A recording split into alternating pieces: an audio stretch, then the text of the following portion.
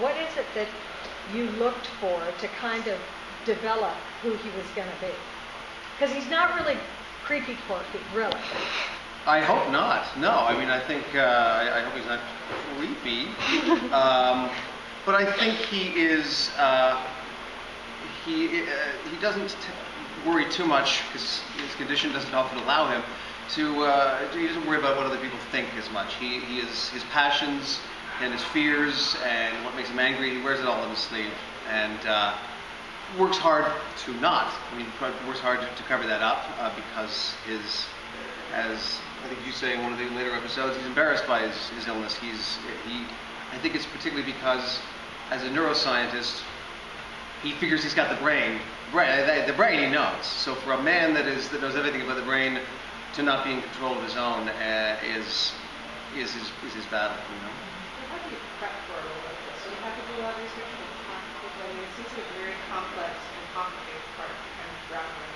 Yeah, I mean, I totally dove in, and luckily Ken and Mike, who wrote it, had done a lot of research on their own, so it wasn't like I was coming of nothing. But Mike Sussman and I sat down with Ellen Sachs, who is a law professor at USC, who wrote a book called The Center Cannot Hold. And in some ways, she was probably the one I based the character on more than anyone, because she was a brilliant law student at Oxford and at Yale, who was writing these unbelievable papers during the week, and then on weekends, literally committing herself to a sanitarium. She was, the voices in her head were so bad, and she's written this book that really captures the way a person living with schizophrenia, what it feels like, what it sounds like, and her descriptions of her days in the early 70s were so helpful. So we sat down with her, and I actually got to ask her questions about it, which was so fantastic, and made it very, very palpable.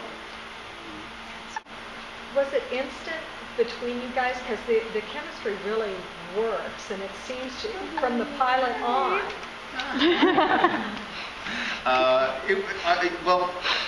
I was lucky enough to be part of the casting process, and which is always, for an actor, so eye-opening to see what other actors bring and don't bring.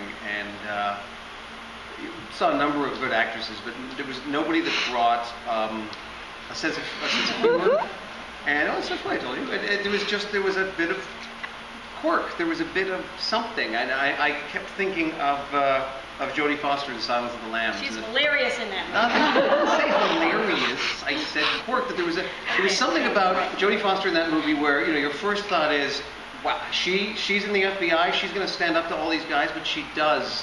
Scene after scene, she shows them, and that's what you brought to the thing. This was besides the sense of humor, was I believed that was a Goliath that she was going to slay.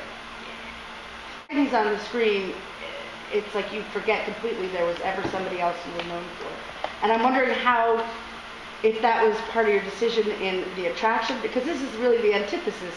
You know, he's not, instead of being wound up, and I was wondering if that was intentional or if it's just a happy accident. I mean, because it really is, this feels like so different that people actually are not going to think of him, and that's pretty phenomenal. Yeah, that was a bit in the design, but it was not that I was looking, I was just looking for, I wasn't actively searching for another gay role, let's put it that way.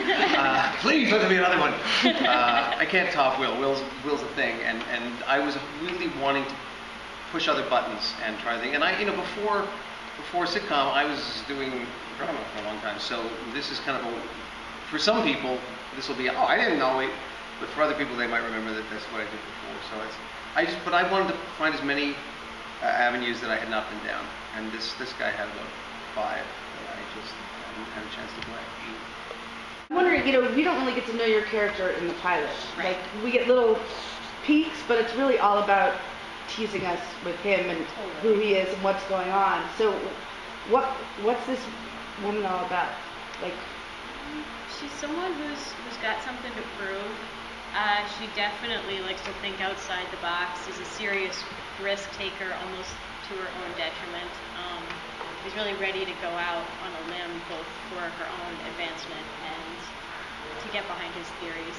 And hates crime. Just really, I don't know. No indifference there. We'll learn in the next episode that she's getting out of a big relationship. True. So there's all of that. I mean, that you can say Okay. it. That's a spoiler You guys alert. So Yeah.